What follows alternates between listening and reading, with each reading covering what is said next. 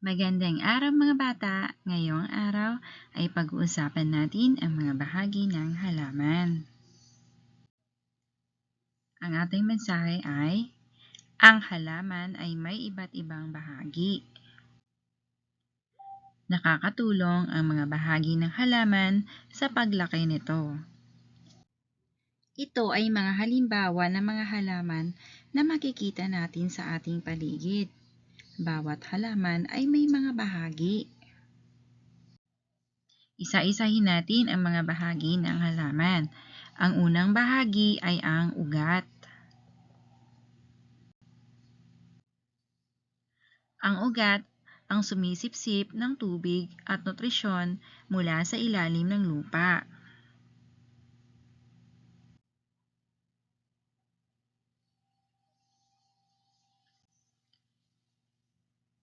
Tangkay.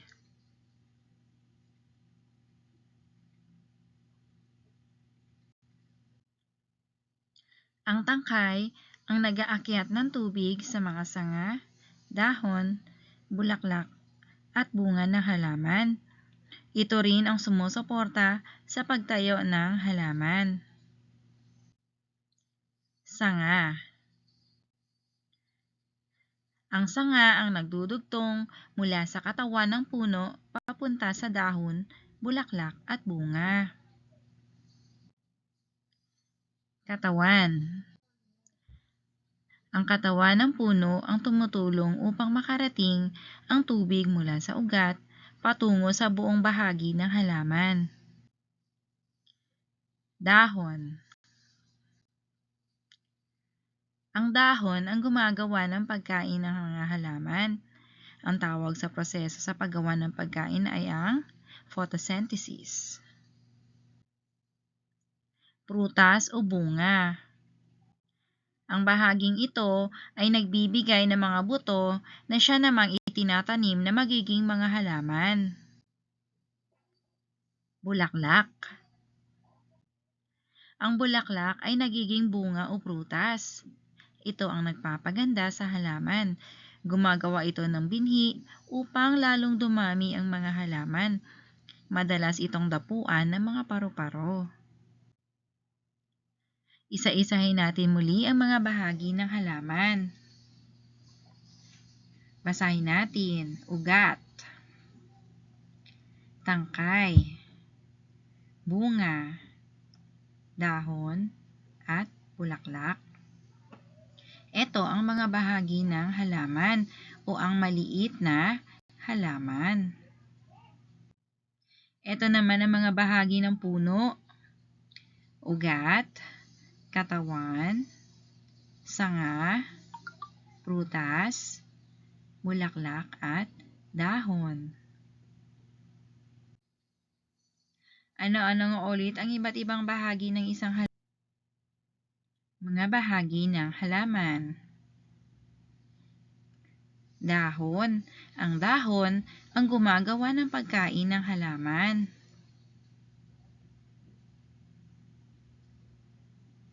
Bulaklak. Ito ang tinadapuan ng mga paru-paro o binhi upang dumami ang halaman.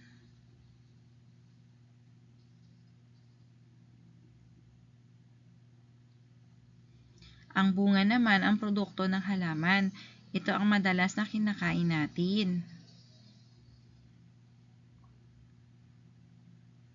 Tangkay. Ang tangkay ang nagdudugtong sa halaman at dahon, nagdadala ng tubig sa halaman.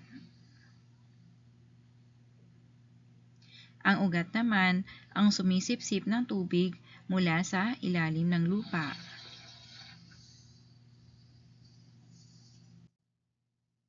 Magaling!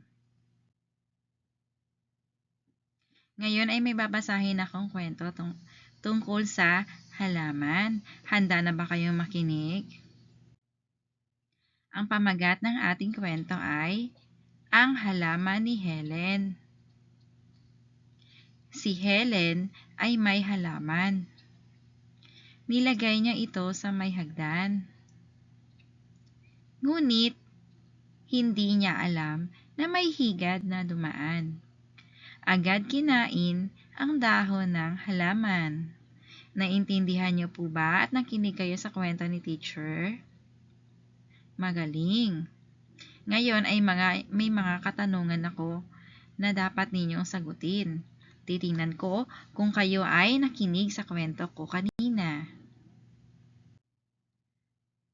Ang unang tanong ay, sino ang may halaman? Ano ang kanyang pangalan? Tama, siya si Helen. Pangalawang tanong, anong meron si Helen? Ano ang tawag natin dito? Tama, ito ay halaman. Saan niya nilagay ang halaman? Tingnan natin kung saan po nakalagay ang halaman. Sa hagdan? Tama. Ano naman ang nangyari sa kanyang halaman?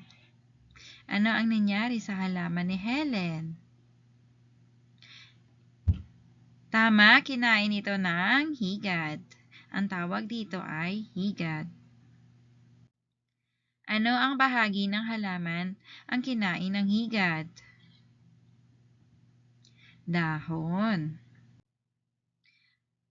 Mga sagot sa ating katanungan ay Helen, halaman, hagdan, at higad. Ano ang napapansin ninyo sa unang tunog ng mga salita? Ito ay nagsisimula sa letrang H. Malaking H sa pangalan ni Helen dahil ito ay tiyak na ngalan ng tao at maliit naman sa mga hindi tiyak na ngalan.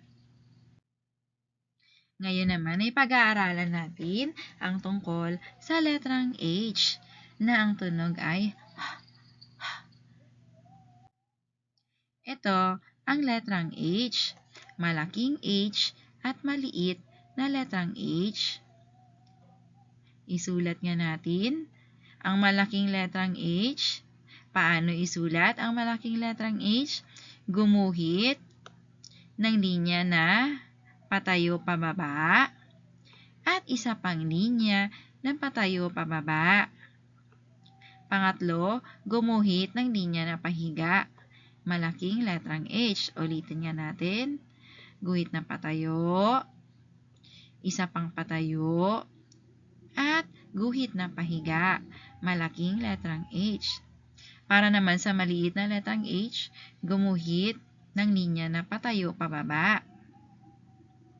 Pagkatapos ay gumuhit ng linyang pakurba. Ulitin natin. Guhit na patayo at linyang pakurba pababa. Maliit na letrang H. Magaling. Sabihin nga natin kung ano ang pangalan ng letra na ito. Letrang H. Ang tunog ng letrang H ay magaling. Mga larawan na nagsisimula sa letrang H na ang tunog ay ang unang larawan ay hari. Hari. Ano naman ito? Ito ay hamon. Hamon.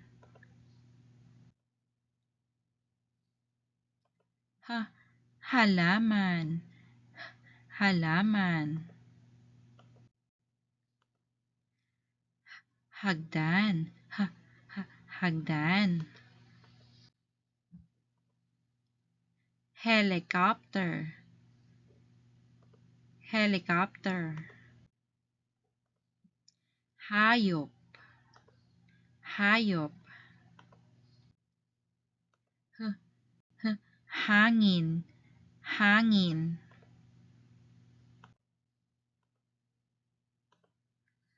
Hugis. Hugis.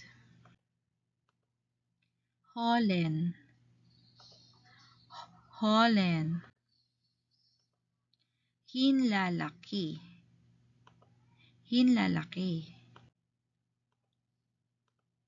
Hipon. Hipon. Hukay. Hukay. hikaw, hikaw, hito, hito, halik, halik, higante, higante. Sabihin natin muli ang mga pangalan ng larawan na nagsisimula sa letrang H. Hugis, helicopter, halaman, hamon, hari, hipon, hinlalaki, holen, hangin, hayop, hukay, hikaw, hagdan, hito, halik. Handa na ba kayo sa ating unang pagsasanay? Piliin sa dalawang larawan ang nagsisimula sa letrang H. A. Halik.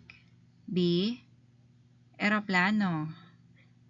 Ang tamang sagot ay A. Halik. Alin sa dalawang larawan ang nagsisimula sa letrang H? A. Kamay. B. Hari. Ang tamang sagot ay B. Hari.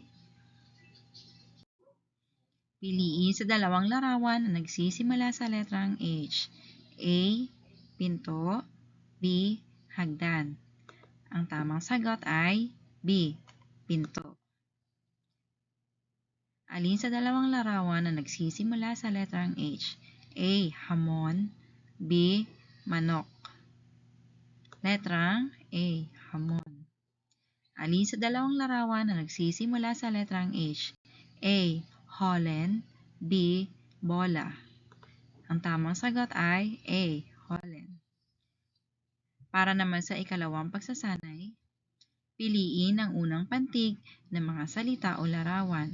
Ang unang larawan ay hukay. Hukay. Ang tamang sagot ay hukay.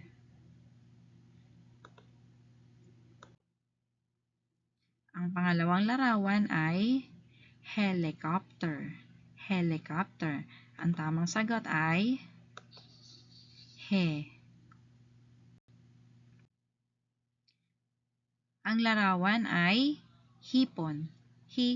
Hipon. Ang tamang sagot ay hipon. Ang ikaapat na larawan ay hayop. Hayop.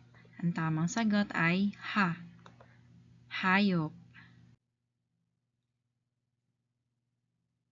Ang nasa larawan ay holen. Holen. Ang tamang sagot ay holen. Magaling! Ngayon naman, lagyan ng check ang tamang unang pantig ng mga larawan. Helicopter. Helicopter. Ang unang pantig ay he. Halaman. Halaman. Ang unang pantig ng halaman ay ha. Hikaw. Hikaw. Ang unang pantig ng hikaw ay hikaw. Hamon. Hamon. Ang unang pantig ay ha. Hipon. Hipon. Ang unang pantig ay hi.